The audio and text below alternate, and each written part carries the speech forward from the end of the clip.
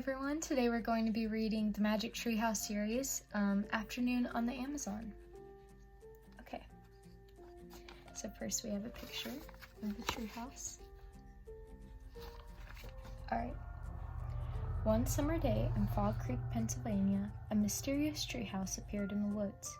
8-year-old Jack and his 7-year-old sister Annie climbed into the treehouse. They found it filled with books. Jack and Annie soon discovered that the treehouse was magic. It could take them to the places in the books. All they had to do was point to the picture and wish to go there. Jack and Annie visited the times of dinosaurs, knights, pyramids, pirates, and ninjas. Along the way, they discovered that the treehouse belongs to Morgan Le Fay. Morgan is a magical librarian from the time of King Arthur. She travels through time and space gathering books. In their last adventure, Night of the Ninjas, Jack and Annie learn that Morgan was under a spell.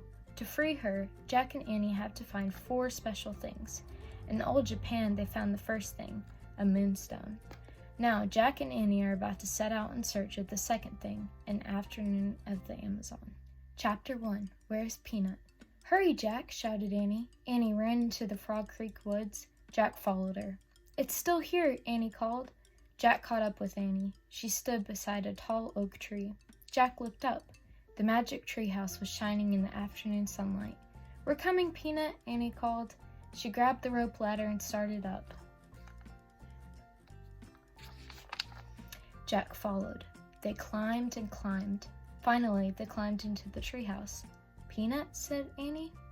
Jack took off his backpack. He looked around. Sunlight slanted across a stack of books. Books about ninjas, pirates, mummies, knights, and dinosaurs. The letter M shimmered in the wooden floor. M for Morgan Le Fay. I don't think Peanut's here, said Jack. I wonder where she is, said Annie. How do you know Peanut's a she, said Jack. I just know it, said Annie. Oh, brother, said Jack. Squeak! Annie laughed. Look, Jack! A small pink sock was moving across the floor. Yesterday, Annie had turned her sock into a bed for Peanut. Annie picked up the tiny lump. Squeak! As you can see, I think Peanut is a squirrel? A hamster? Oh, it's a mouse. A brown and white mouse peeked out of the sock. She looked from Annie to Jack with her big eyes.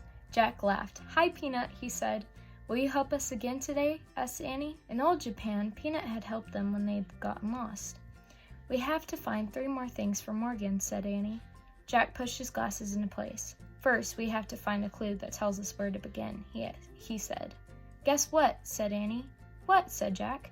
We don't have to look very far. She pointed to the corner of the treehouse. In the shadows was an open book. Chapter 2. Big Bugs. Wow, said Jack, picking up the book. The ninja book was open yesterday. Now this one? Who opened them? Jack closed the book and looked at the cover.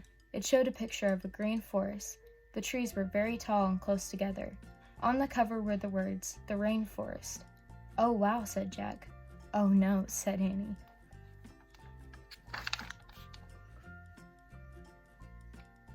What's wrong, said Jack. I learned about the rainforest in school, said Annie. It's filled with big bugs and spiders. I know, said Jack. Half of them have never even been named. It's creepy, said Annie. It's neat, said Jack. He wanted to take lots of notes in the rainforest. Maybe he could even name some unknown bugs. Neat? Yuck, said Annie. She shivered. I don't get it, said Jack. You weren't afraid of dinosaurs. So? You weren't afraid of the castle guards or the mummy's ghost. So? You weren't afraid of pirates or ninjas? So? You're not afraid of really scary things, but you're afraid of little bugs and spiders? That doesn't make sense. So?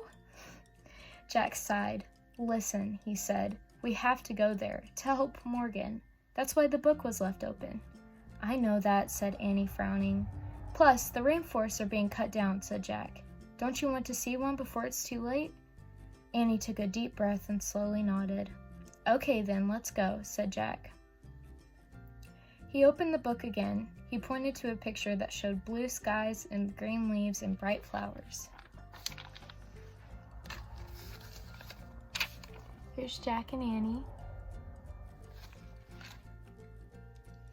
I wish we could go there, he said. The wind began to blow. Squeak! Stay here, Peanut, said Annie as she put the mouse in her pocket. The wind picked up.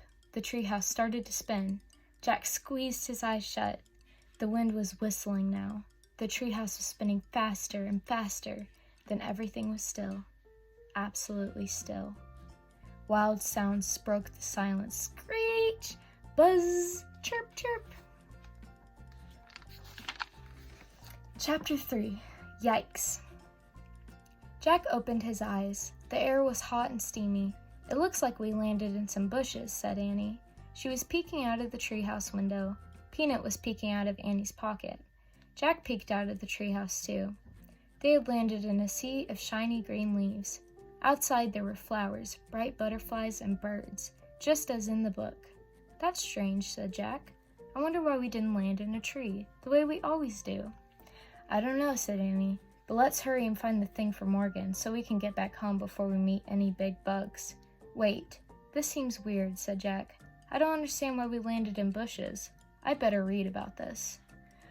Oh, come on, said Annie. We don't even need the ladder. We can just climb out the window. Annie put Peanut in her pocket. She stuck one leg out the window.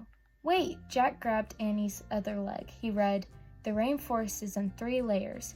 Thick tree tops over 150 feet in the air make up the top layer. This is called the forest canopy. Below the canopy is the understory, then the forest floor." "Get back in here," cried Jack. "We're probably more than 150 feet above the ground in the forest canopy." Oh my goodness. See, they're actually in a tree.